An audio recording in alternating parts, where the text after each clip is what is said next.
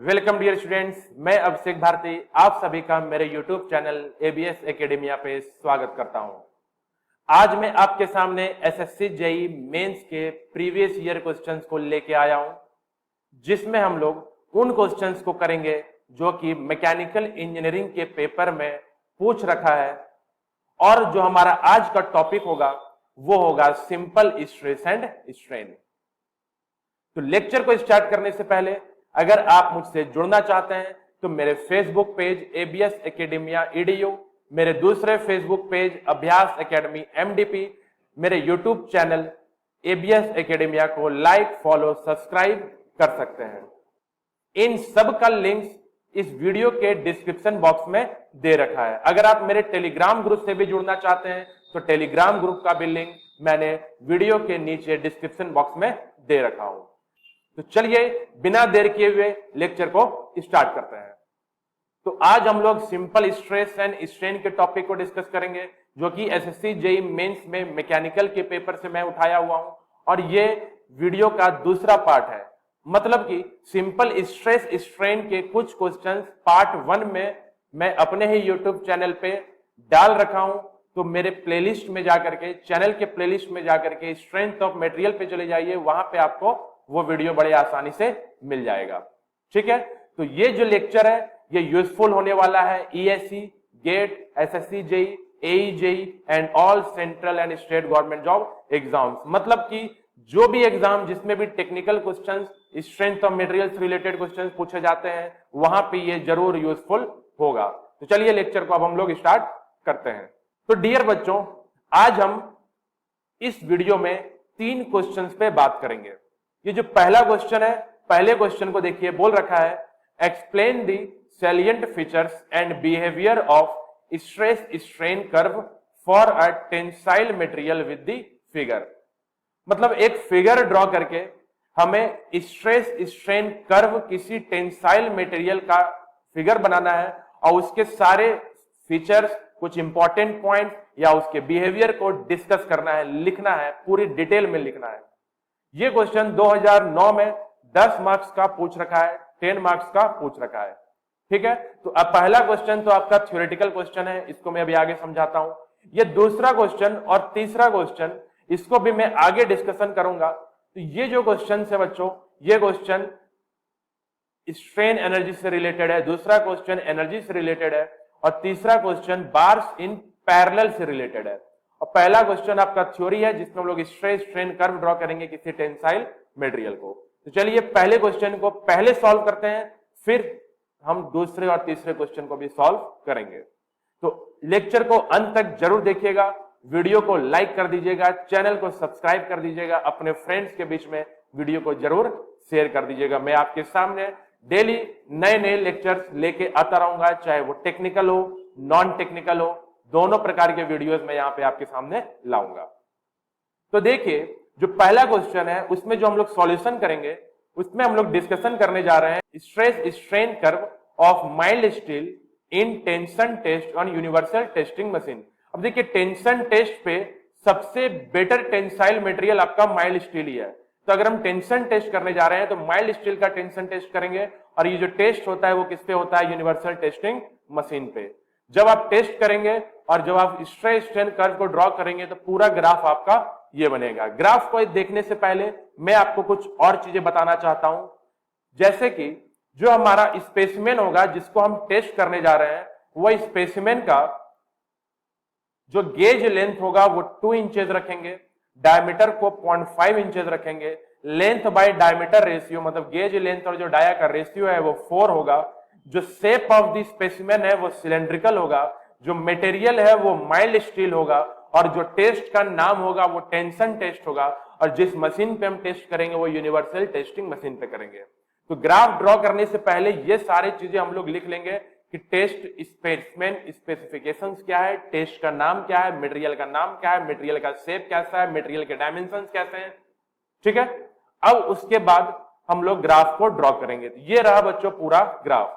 इस ग्राफ को एक एक पॉइंट को हम लोग ध्यान से समझेंगे, एक एक पॉइंट को ध्यान से समझेंगे।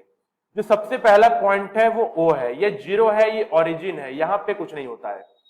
तो जो y एक्सिस है इस पे हम लोग स्ट्रेस बनाते हैं, जो एक्स एक्सिस है इस पे हम लोग स्ट्रेन को रखते हैं, तो वाई पे स्ट्रेस, एक्स पे स्ट्रेन।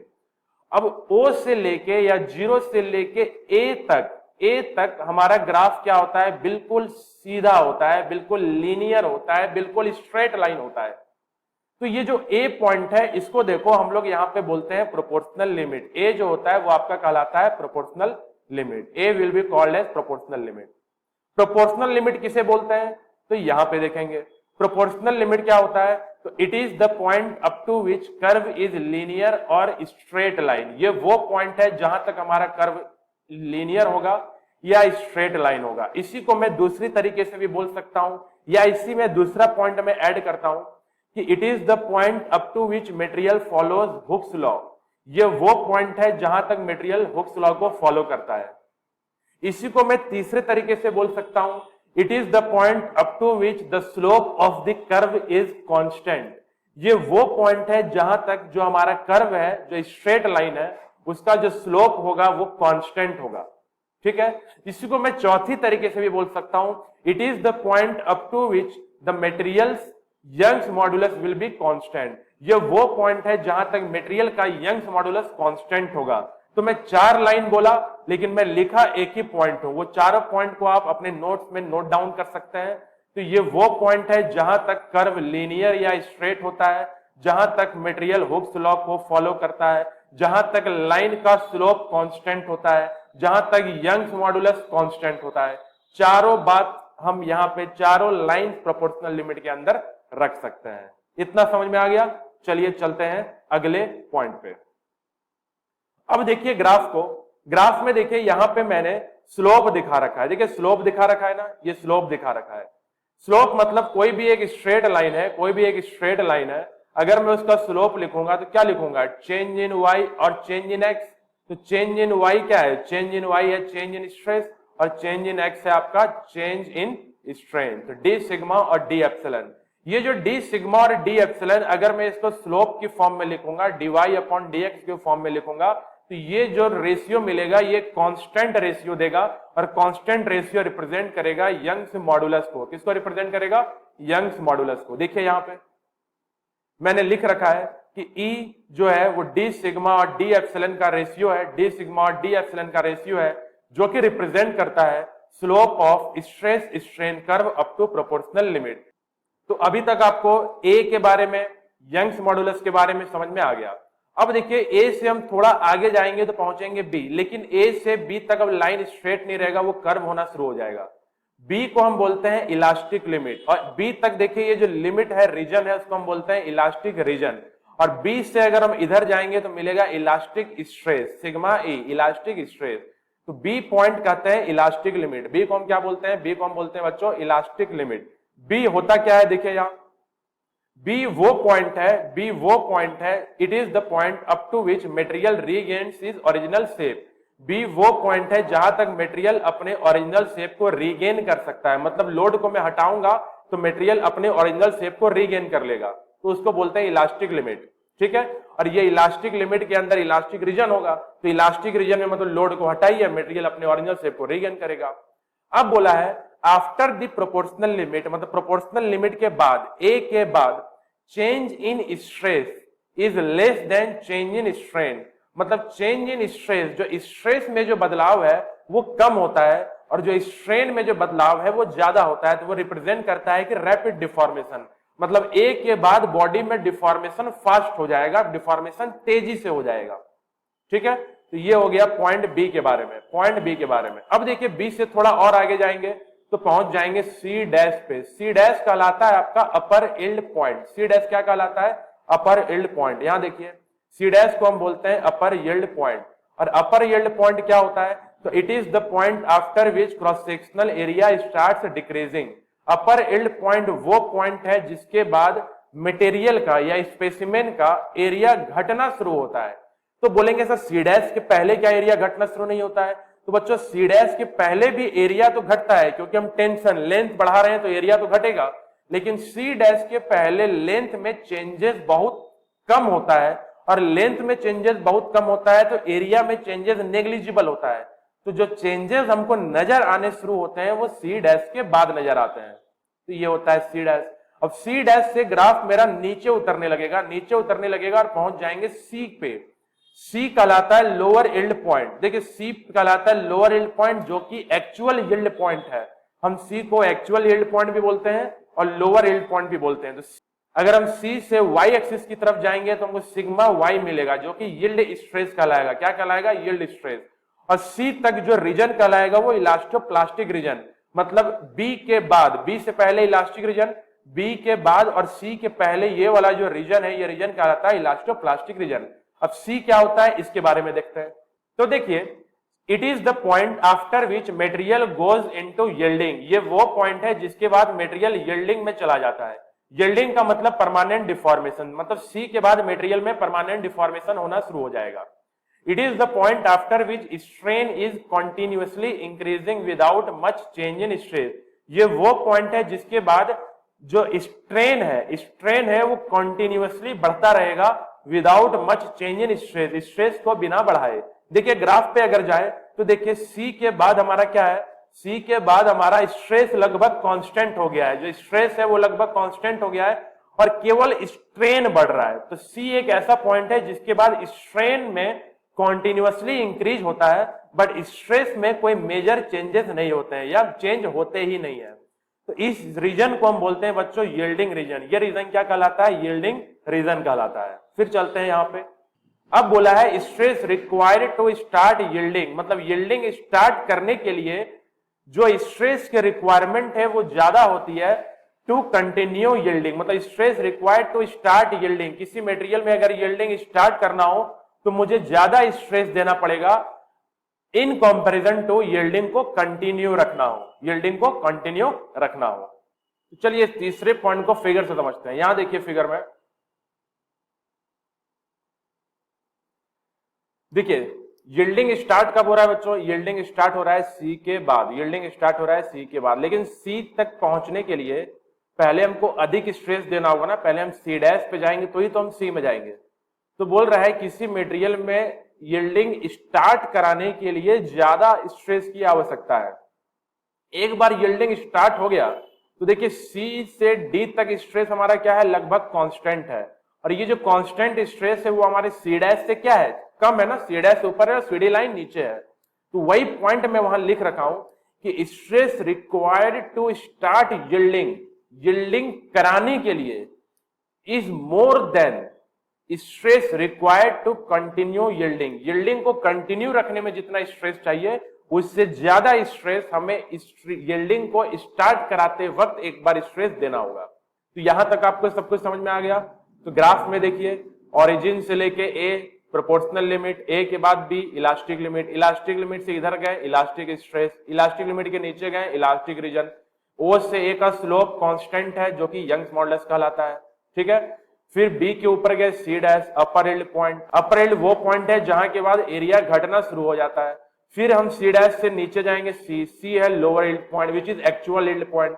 एक्चुअल यील्ड पॉइंट और बी के बीच में जो रीजन है इसको बोलते हैं इलास्टोप्लास्टिक रीजन। अब इलास्टोप्लास्टिक रीजन क्या होता है? तो ये वो रीजन है जिसमें मटेरियल आपका इलास्टिक भी बिहेव करेगा और प्लास्टिक भी बिहेव करेगा। मतलब लोड को अगर मैं हटा दूं तो कुछ डिफॉर्मेशन वापस तो हो जाएगा लेकिन कुछ डिफॉर्मेशन परमानेंट भी रह जाएगा। तो ऐसे रीजन को बोलते हैं इलास्टोप्लास्टिक रीजन। सी के बाद मटेरियल पूरी तरीके से परमानेंट डिफॉर्मेशन में चला जाता है। सी के बाद मटेरियल पूरी तरीके से परमानेंट डिफॉर्मेशन में चला जाता है। इसका मतलब सी से लेके एफ तक जो ये पूरा रीजन है this is dear plastic region. इस पूरे रीजन को हम क्या बोलते हैं? प्लास्टिक रीजन बोलते हैं। कहां से? सी से लेके एफ तक। सी के पहले इलास्टिक रीजन और इलास्टोप्लास्टिक रीजन होता है। क्लियर? अब आ जाइए, सी एक ऐसा पॉइंट है जिसके बाद कम स्ट्रेस पे भी स्ट्रेन लगातार बढ़ता रहता है। सी एक ऐसा पॉइंट है जिसके बाद मटेरियल प्लास्टिक रीजन में चला जाता है। सी एक ऐसा पॉइंट है जिसके बाद मटेरियल परमानेंट डिफॉर्मेशन में चला जाता है। सी एक ऐसा पॉइंट है जिसके बाद मटेरियल यील्डिंग रीजन में चला जाता है। तो हम इस सी को हम किसी भी तरीके से डिफाइन कर सकते हैं। अब देखिए डी का बच्चों कोई नाम नहीं है, डी का कोई नाम नहीं है, डी के बारे में कुछ नहीं होता है। बस डी से ई तक ये जो रीजन है डी से ई, डी के बाद देखिए ग्राफ ऊपर जाने लगेगा और ऊपर कहां तक चला जाएगा? ई तक। और ई वाला जो पॉइंट होगा बच्चों वो मैक्सिमम पॉइंट होगा, मतलब ई से ऊंचा या ई से अधिक हाइट का कोई पॉइंट नहीं होगा। तो पहले तो ई पे बाद में आएंगे। डी से ई के बीच में जो रीजन है वो कहलाता है स्ट्रेन हार्डनिंग रीजन। अब स्ट्रेन हार्डनिंग रीजन क्या होता है वो यहां समझते हैं। स्ट्रेन हार्डनिंग रीजन के बारे में पढ़िए। तो इट इज व्हेन, मतलब स्ट्रेन हार्डनिंग क्या होता है, it is when a metal is strained beyond the yield point. जब मेटल में स्ट्रेन या डिफॉर्मेशन यील्ड पॉइंट को क्रॉस कर जाएगा तो स्ट्रेन हार्डनिंग आता है, ये तो समझ गए। An increasing stress is required, and increasing stress is required to produce additional plastic deformation। अगर मुझे एडिशनल पर प्लास्टिक डिफॉर्मेशन, मतलब जो परमानेंट डिफॉर्मेशन हो रहा था, अगर वो आपको एक्स्ट्रा चाहिए, एडिशनल चाहिए, तो उससे प्रोड्यूस करने के लिए मुझे बढ़ता हुआ स्ट्रेस को बढ़ाना पड़ेगा। And the metal apparently becomes stronger. इस रीजन में जो मेटल होता है वो स्ट्रांग हो जाता है। And it is more difficult to deform, और डिफॉर्म कराना भी मुश्किल हो जाता है। तो स्ट्रेन हार्डनिंग का मतलब क्या है, जहां पे स्ट्रेन हार्ड हो जाए, जहां पे डिफॉर्मेशन डिफिकल्ट हो जाए, तो ऐसे रीजन को बोलते हैं स्ट्रेन हार्डनिंग रीजन। और स्ट्रेन हार्डनिंग रीजन में ग्राफ हमारा ऊपर जाने लगता है, स्ट्रेस बढ़ने लगता है। ठीक है, उसके बाद हम लोग ई पॉइंट को देखे थे। ई पॉइंट था मेरा अल्टीमेट पॉइंट।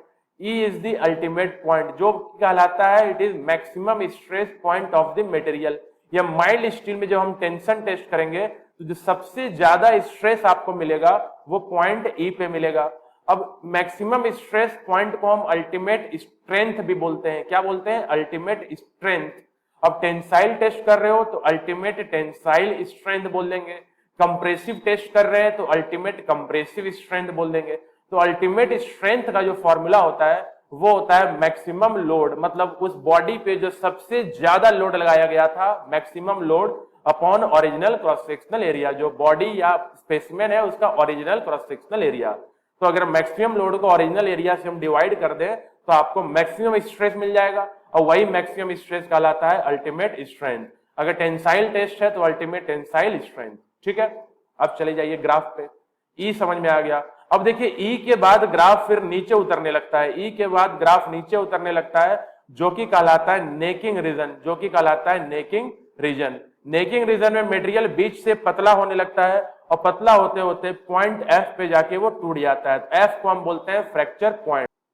एफ कहलाता है फ्रैक्चर पॉइंट। एफ कहलाता है फ्रैक्चर पॉइंट। तो it is the breaking point of the material. ये वो पॉइंट है जहां पे मटेरियल आपका टूट जाता है। ठीक है, अच्छा नेकिंग रीजन के बारे में यहां मैं लिखा नहीं हूं, आपको एक मैं बात स्टेटमेंट बोल दे रहा हूं, वो आप ध्यान रखना कि नेकिंग रीजन जो है वो रीजन है जिसमें मटेरियल के किसी भी लोकल पॉइंट पे या लोकलाइज्ड एरिया में sudden decrease in cross sectional area हो जाता है।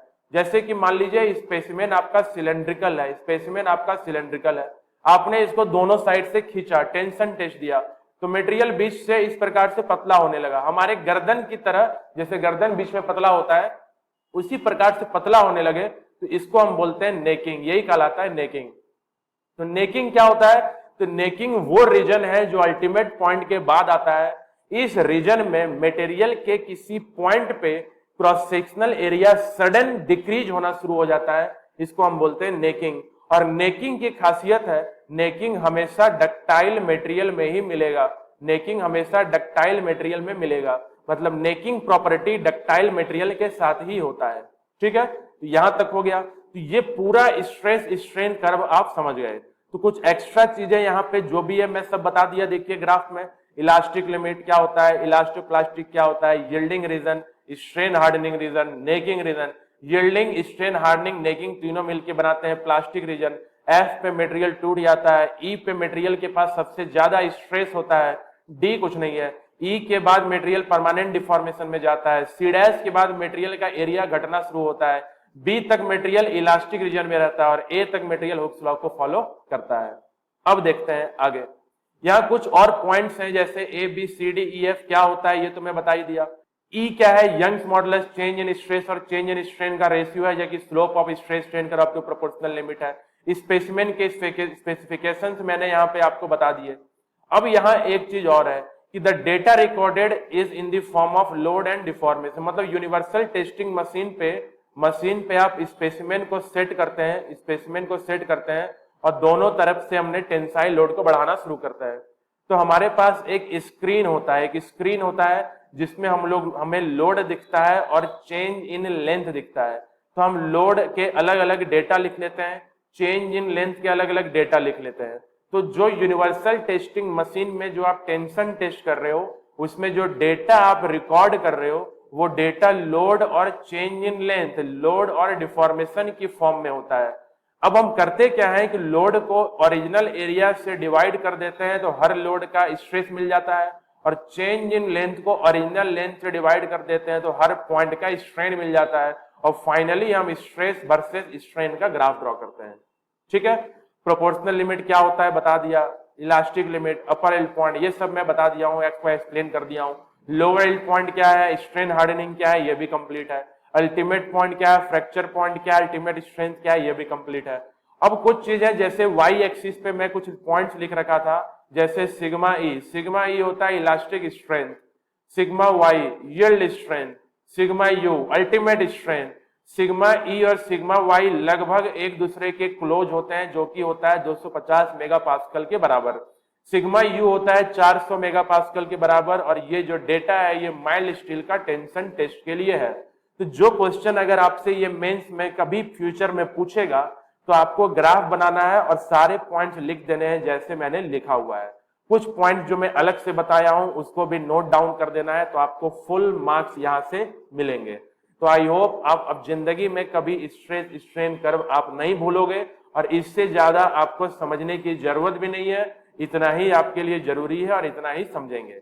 चलते हैं हम लोग अपने अगले प्रश्न पे। अगर लेक्चर अच्छा लग रहा हो तो चैनल को सब्सक्राइब कर दीजिए, वीडियो को लाइक कर दीजिए। चलते हैं हम लोग अपने अगले प्रश्न पे। तो चलिए आज के दूसरे क्वेश्चन को देखते हैं।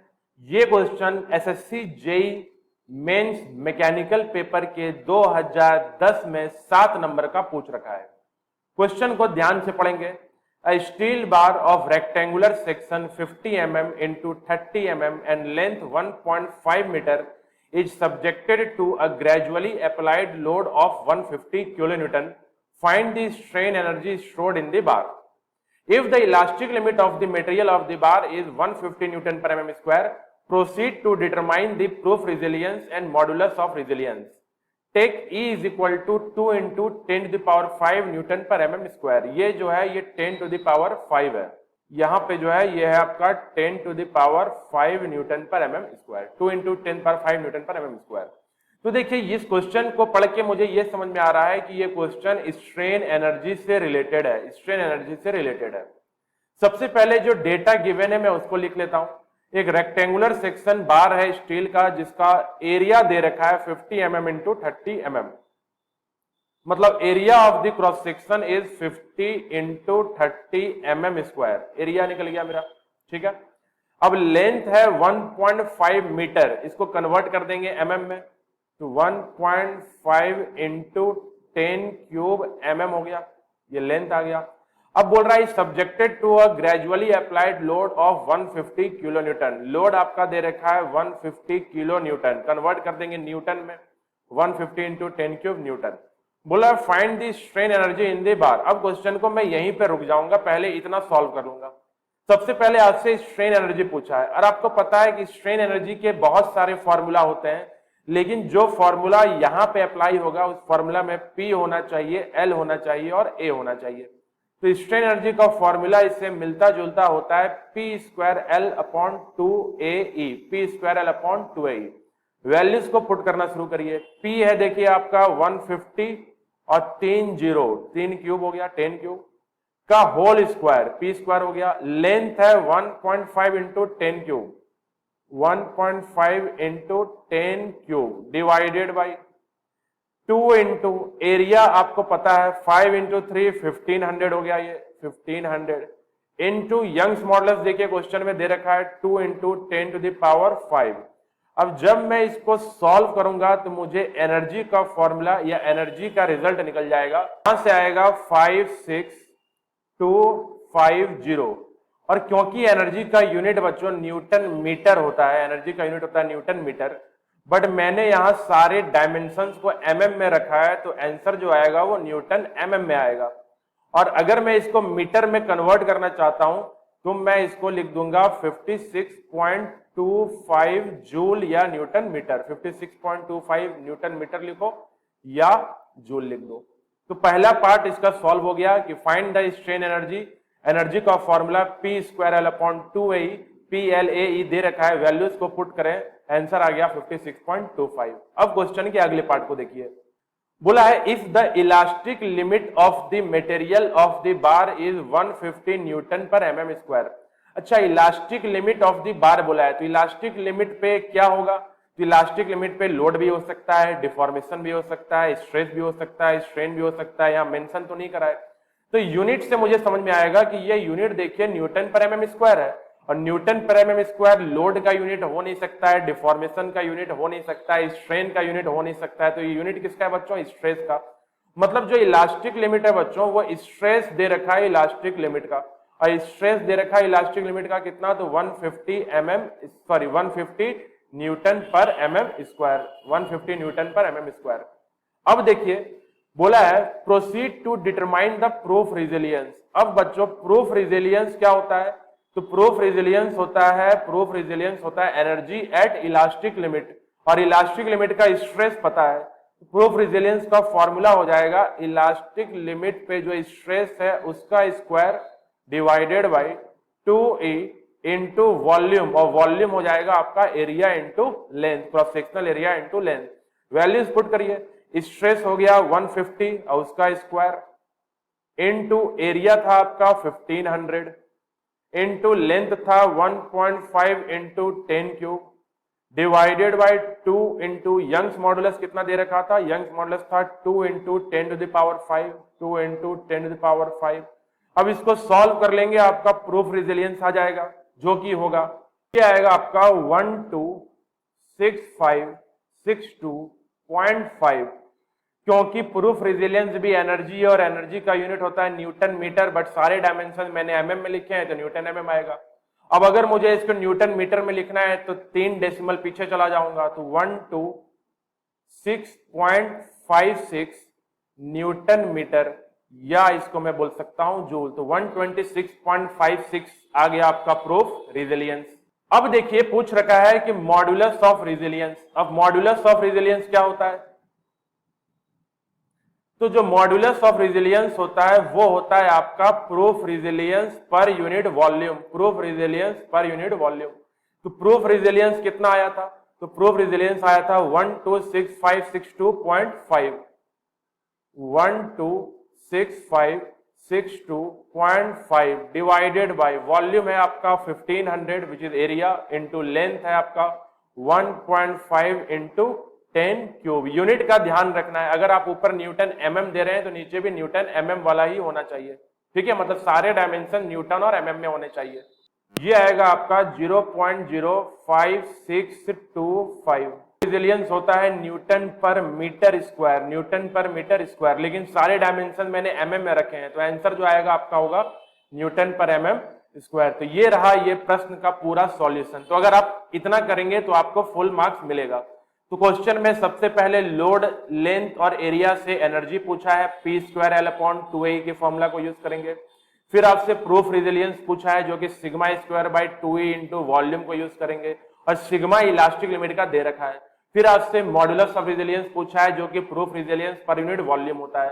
तो यूनिट का ध्यान रखना है, फॉर्मूला का ध्यान रखना है, कॉन्सेप्ट का ध्यान रखना है। इतना आप करते हैं तो आपको फुल में फुल मार्क्स मिलेगा अगर आप मेंस के पेपर को या इन क्वेश्चंस को किसी भी एग्जाम में अटेम्प्ट कर रहे हो तो। चलिए, अगर यहां तक समझ में आया है तो बहुत ही बढ़िया।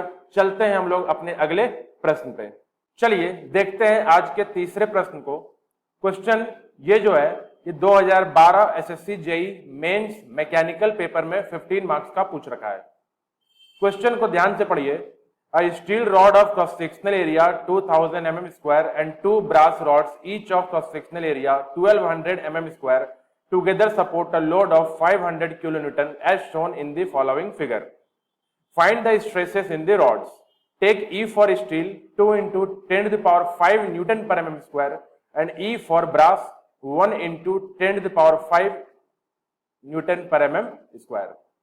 तो आपके सामने एक फिगर दे रखा है। फिगर में देखिए 2 ब्रास के रॉड से और एक स्टील के रॉड है। तीनों बार्स पैरेलल में है, मतलब ये जो क्वेश्चन है ये आपका क्वेश्चन बार्स इन पैरेलल का है। ये जो क्वेश्चन है ये आपका बार्स इन पैरेलल का है, बार्स इन पैरेलल।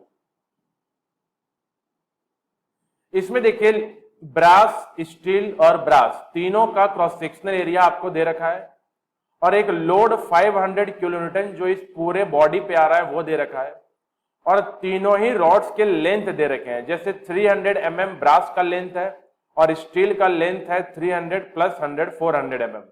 तो पहले जो क्वेश्चन में गिवन डेटा है वो हम देख लेंगे और साथ में देखिए Young's modulus of steel and Young's modulus of brass भी दे रखा है। तो सबसे पहले मैं गिवन डेटा को लिख ले रहा हूं।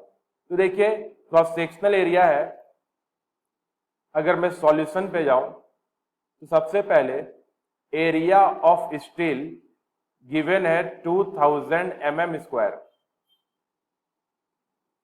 एरिया ऑफ ब्रास दे रखा है 1200 mm स्क्वायर। ये जो एरिया है ये क्रॉस सेक्शनल एरिया है। एंड लेंथ की बात करें तो लेंथ ऑफ स्टील है 300 प्लस 100 विच इज 400 mm और लेंथ ऑफ ब्रास जो है वो आपका है 300 mm।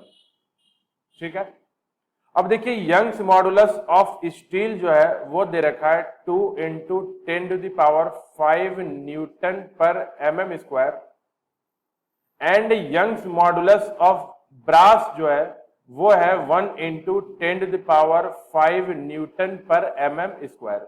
ये सारे गिवन डेटा हैं। तो आपको पता है जो बार्स इन पैरेलल हैं उनके क्वेश्चन को हम दो इक्वेशन से सॉल्व करते हैं। पहला इक्वेशन होगा कि जो टोटल लोड 500 किलो न्यूटन है वो तीनों ही बार सपोर्ट कर रहे हैं, तीनों बार सपोर्ट कर रहे हैं। मतलब कि जो टोटल लोड आपका है पी टोटल वो स्टील के एक रॉड और ब्रास के दो रॉड्स के द्वारा सपोर्टेड है। मतलब जो टोटल लोड है ये इन तीनों रॉड्स पे आ रहा है। ये इक्वेशन 1 हो गया। अब देखिए इसी फिगर को, इसमें जो दूसरा इक्वेशन हम लगाएंगे वो change in length in brass, मतलब डेल्टा एल जो ब्रास में होगा इस रॉड में होगा, सेम डिफॉर्मेशन स्टील में भी होगा। मतलब दोनों का डिफॉर्मेशन क्या होगा बच्चों, इक्वल। तो मैं सेकेंड इक्वेशन बोलूंगा कि delta L of steel is equal to delta L of brass. ठीक है, ये हमारा दूसरा इक्वेशन है। तो स्टील का चेंज इन लेंथ फॉर्मूला लगा दीजिए, तो PL अपॉन AE ये हो गया स्टील के लिए और एक PL अपॉन AE मैं लगा दूंगा ब्रास के लिए, ये हो गया ब्रास के लिए। अब देखिए यहां पे जो 8 टर्म्स हैं, मतलब PL अपॉन AE स्टील का और PL अपॉन AE ब्रास का, 8 टर्म में से लेंथ, एरिया और यंग्स मॉडुलस, मतलब स्टील के 3 टर्म्स और ब्रास के 3 टर्म्स मुझे मालूम है, गिवन है।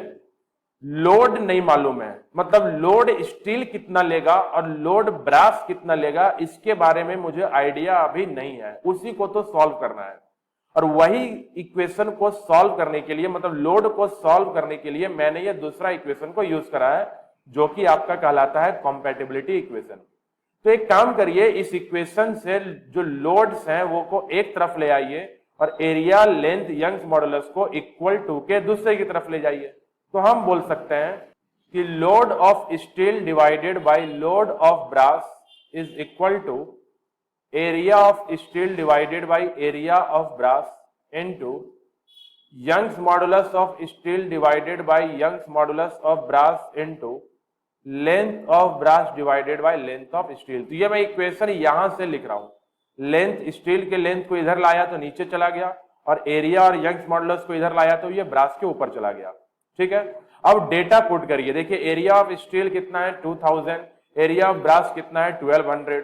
तो जब मैं 2000 और 1200 पुट करूंगा तो यहां से आगे आ जाएगा 20/12, 0 0 कैंसल, इनटू स्टील का यंग्स मॉडुलस है 2 × 10⁵, ब्रास का यंग्स मॉडुलस है 1 × 10⁵, तो 2/1, मतलब यहां से जो रेशियो मिलेगा वो 2/1 मिल जाएगा। अब लेंथ पे आ जाइए, तो लेंथ ऑफ ब्रास, ब्रास का लेंथ है कितना, ब्रास का लेंथ है 300 और स्टील का लेंथ है 400, तो यहां पे रेशियो मिल जाएगा आपको 3/4। अब इस इक्वेशन को सॉल्व कर लीजिए। इसको मैं सॉल्व कर दूं तो यहां से देखिए 4 से आपका 20 कट गया 5 बार में, 5 और 2 से 12 कट गया 6 बार में, 5 गुना 3 15, 15/6, 15/6। अब देखिए 15/6 को अगर मैं 3 से कट कर दूं तो ये हो जाएगा 5/2 विच इज इक्वल टू 2.5। इसका मतलब जो स्टील में जो लोड है वो 2.5 टाइम्स है किसका, लोड इन ब्रास का। मतलब ब्रास जितना लोड ले रहा है उसका 2.5 गुना लोड स्टील ले रहा है। This is your equation number 3। ये तीसरा इक्वेशन हो गया। अब इस तीसरे इक्वेशन को मैं पहले इक्वेशन में पुट करूंगा। पहला इक्वेशन मेरा कहां था, तो पहला इक्वेशन आपका ये था, ये total load is equal to PS plus 2PB। तो जो P टोटल है वो कितना है, तो देखिए मैं पहले इक्वेशन को मैं पुट कर रहा हूं, तो from 3 in 1, from third equation in first equation. तो देखिए जो हमारा तीसरा इक्वेशन था PS, वो 2.5 टाइम्स ऑफ PB है, 2.5 टाइम्स ऑफ PB है। देखिए जो पहला इक्वेशन है वो क्या है, वो है P total is equal to PS। तो PS को मैं 2.5 PB रख सकता हूं, 2.5 PB प्लस 2PB तो पहले से ही था, ये इक्वेशन 1 से लिखा हूं मैं। तो P टोटल कितना है, तो 500 है। तो 500 इज इक्वल टू 2.5 प्लस 2, तो 4.5 PB, 4.5 PB। तो यहां से आपका PB निकल के आ गया। तो 500 डिवाइडेड बाई 4.5 तो कितना आ जाएगा, तो ये मिलेगा आपको 111.11 किलो न्यूटन। अगर मैं इसको न्यूटन में लिखना चाहता हूं तो 111.11 इंटू 10 क्यूब न्यूटन लिख सकता हूं, ये PB आ गया। सिमिलरली अगर मुझे PS चाहिए, तो अब देखिए PS क्या है, 2.5 टाइम्स ऑफ PB है। तो PB है 111, तो 2.5 times of PB 111.11 into 10 cube कर दीजिए, तो यहां से आपका PS निकल जाएगा, जो कि होगा 277.775 न्यूटन। ये आ गया आपका न्यूटन में। तो PB मिल गया और हमको PS मिल गया। अब देखिए जब दोनों लोड्स मुझे इंडिविजुअली मिल गए, अब तो मुझे स्ट्रेस निकालने में कोई परेशानी है नहीं। तो स्ट्रेस इन ब्रास, अच्छा जो मैं लिख रहा हूं वो ईच रॉड के लिए लिख रहा हूं, ये ध्यान रखना, जो ब्रास का जो मैं स्ट्रेस लिख रहा हूं वो ईच रॉड के लिए है, ईच ब्रास रॉड के लिए है। तो लोड आपको मालूम है 111.11 into 10 cube, 111.11 into 10 cube divided by area brass का कितना था 1200। यहां से आपका आंसर आ जाएगा मेगा पास्कल में, जो कि न्यूटन पर mm स्क्वायर होता है। तो अगर आप इसको सॉल्व करेंगे तो आ जाएगा 92.59 मेगा पास्कल। मेगा पास्कल का मतलब हो गया न्यूटन पर mm स्क्वायर। मतलब इतना स्ट्रेस ब्रास के हर रॉड में डेवलप होगा। नाउ स्ट्रेस इन स्टील, अगर स्टील में पूछा हो तो स्टील का लोड कितना आया था जी, स्टील में आया था मेरा लोड 27775, 4 टाइम्स 7 और 5 डिवाइडेड बाय स्टील का जो एरिया था वो था 2000।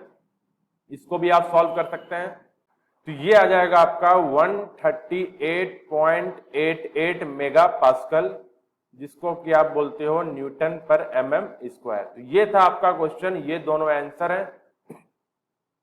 तो इतना करने पे आपको फुल मार्क्स मिलेगा। ये है बार्स इन पैरेलल से रिलेटेड ये क्वेश्चन, ठीक है। तो आई होप आज का क्लास आपको अच्छा लगा होगा। तो चैनल को सब्सक्राइब कर दीजिए, वीडियो को लाइक कर दीजिए और चैनल को या वीडियो को अपने फ्रेंड्स के बीच में जरूर शेयर करिए, उन्हें रिकमेंड करिए। चलिए जल्द मिलेंगे आपके साथ एक नए लेक्चर को लेकर के, तब तक के लिए थैंक यू वेरी मच।